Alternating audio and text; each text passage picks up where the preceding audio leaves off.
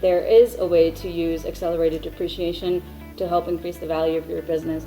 See, a lot of us here at PCO Bookkeepers, a lot of our clients utilize the Section 179 deduction, which most of you may be familiar with. If you are not, it is a tax incentive that allows small business owners to deduct the full purchase price of qualifying assets such as equipment, vehicle, or software within the same year that it's placed in service, up to a certain limit, but you are able to essentially take that full deduction within the year that you purchased the asset. Now, this clearly, it offers a great tax advantage as well as a good boost to your cash flow, which compared to regular depreciation, which is just a deduction that you can take over multiple years, the 179 deduction seems like a better alternative. However, there are a couple downsides what's the double edge on it? Right, so because you are able to utilize it all in the first year that you put it in service, you are no longer, which leads to a lower taxable income in the first year. However, you are no longer able to use that deduction in the next recurring years of the asset, therefore ultimately leading to a relatively higher taxable income. So what do? You buy more trucks. Just keep buying trucks. Isn't that what your account tells you at the end of the year? Yeah, only if you need to. But that's one of the potential downsides.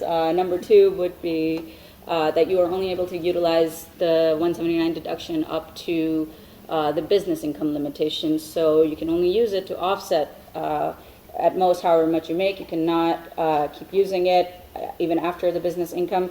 But you can use those unused losses for next year. You can carry them over. So tell me, okay, so that's basic use of accelerated depreciation. But how do we grow our business? So you created an example up here, and I don't know if you can see it now. We realize that. Why don't you take this and you can get out there and take a look at it? Okay.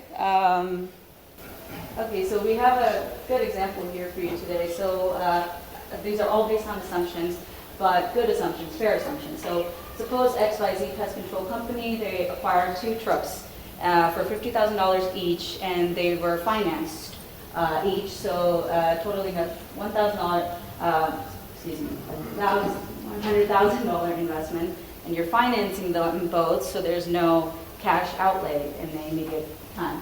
And assuming that XYZ Corp falls in a 35% tax bracket, you will be able to leverage that full 100K deduction within that first year, and which will lead to 35% tax, meaning $35,000 tax savings, which you can then utilize into, say, we're using the assumption of marketing.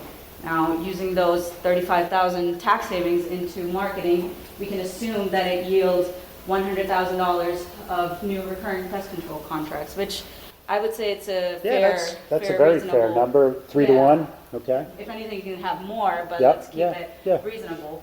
So, and now we have that $100,000 of revenue, and how would we use that, to increase our value? So, Dan, you work in business brokerage. What would you say is the fair way to value your business? It's definitely 2 to 3, whatever the multiples are paying, but it's more than 1, I think. Yeah. Okay. So what did you do? You took that $35,000 tax savings, you stuck it in marketing, you got a 3 to 1 return. Now you have $100,000 of recurring revenue, and if we say that we can sell your company for 3x on revenue, and if you attended my talk yesterday, it's a whole lot more sophisticated than that. But if you say that it's 3x, you've just increased your company value by $300,000 on that $35,000 investment on that $100,000 deduction because you bought those 2 trucks. So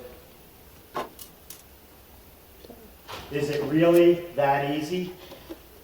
It can get complicated, but that's why you have to have the right advisors. You have to have the right people to guide you into this, and all of this planning. It is not that easy, but it can be as long as you do your tax planning much ahead, at like around this time, before the fiscal year ends. Yeah, right. So this is important, right? Don't do this after the year end. No. Do this before the year end. Right, that's important. Agreed. Same with the budgeting.